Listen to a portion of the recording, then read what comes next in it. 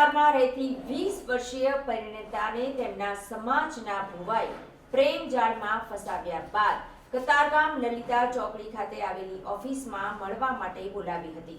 ત્યાં ભુવાએ પરિણીતાને ઘેનયુક્ત પાણી પીવડાવ્યું અને પેંડા ખવડાવ્યા બાદ દુષ્કર્મ આચર્યું હતું.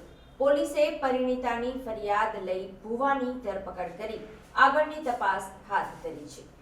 લગ્નના 2 મહિના પહેલા સામાજિક પ્રસંગમાં ભેગા થયેલા ભુવાએ યુવતીને પ્રેમજાળમાં ફસાવી માદક પદાર્થ પીવડાવી દુષ્કર્મ આચર્યું હોવાની ચોંકાવનારી ઘટના સામે આવી છે. એટલું જ નહીં તો ભલે લગ્ન કરે પણ પતિ સાથે સંબંધ રાખતી નહીં. જો સંબંધ રાખ્યા તો મામાદેવ તારા પિતાને મોત આપશે એવી ધમકી આપી યુવતીની જિંદગી બરબાદ કરી નાખી છે.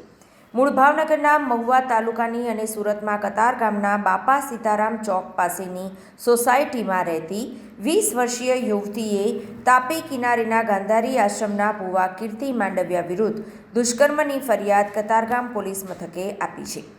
આ કેસની વિગત એવી છે કે આશરે 2 મહિના પહેલાં યુવતી તાપી નદી કિનારે આવેલા ગાંધારી આશ્રમ ખાતે પરિવારજનો સાથે ગઈ હતી.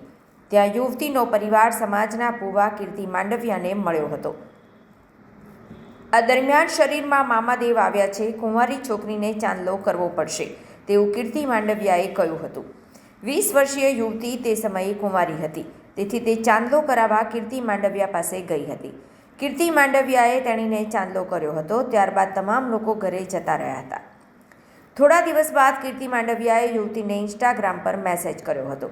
ત્યારબાદ મોબાઈલ નંબરની આપ-લે થઈ મોબાઈલ પર બંને વાતચીત કરતા થયા હતા.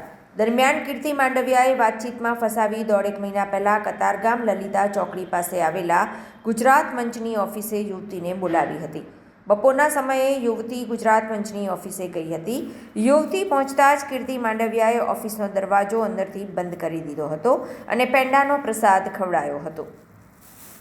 બાદમાં સંબંધ આગળ વધારવા કહી યુવતીને કિસ કરી હતી અને યુવતીના કપડાં ઉતાર્યા હતા. યુવતીને કશું જ ભાન રહ્યું નહોતું. થોડા સમય બાદ હોશમાં આવી હતી. ત્યારબાદ કીર્તિ માંડવિયાએ સગાઈ તોડી નાખ, આપણે બંને સાથે ભાગી જઈએ એવું કહ્યું હતું, પણ યુવતી ના પાડીને ઘરે જતી રહી. થોડા સમય બાદ કીર્તિ માંડવિયાએ ફોન કરી ફરી પ્રેમભરી વાતો કરી હતી. દરમિયાન ગઈ તારીખ 3 ફેબ્રુઆરીના રોજ કીર્તિ માંડવિયાએ ફરી તેની ઓફિસે બોલાવી હતી. બપોરે 2 વાગે યુવતી ત્યાં પહોંચી ત્યારે ફરી ઓફિસનો દરવાજો બંધ કરી પાણી પીવડાવ્યું હતું, જે પીતા જ યુવતી બેભાન થઈ ગઈ હતી. હોશ આવતા પોતે કીર્તિના સોફા પર સૂતેલી હતી. ગુપ્ત ભાગે અસહ્ય પીડા થતી હતી, તેથી કીર્તિએ કોઈ માદક પદાર્થ પીવડાવી દુષ્કર્મ કર્યું હોવાનું લાગતું હતું. કીર્તિ માંડવિયાએ બાદમાં કહ્યું હતું કે તું ભલે લગ્ન કરે પરંતુ તારા પતિ સાથે કોઈ સંબંધ રાખતી નહીં તો તારા પિતાનું મામાદેવ અકાળે મોત લાવશે. આ ઘટના બાદ યુવતીના તારીખ 29 ફેબ્રુઆરીના રોજ લગ્ન થયા હતા. કીર્તિ માંડવિયાએ આપેલી ધમકીના લીધે પિતાના મોતનો ડર હોય યુવતીએ પતિ સાથે કોઈ શારીરિક સંબંધ રાખ્યા નહોતા.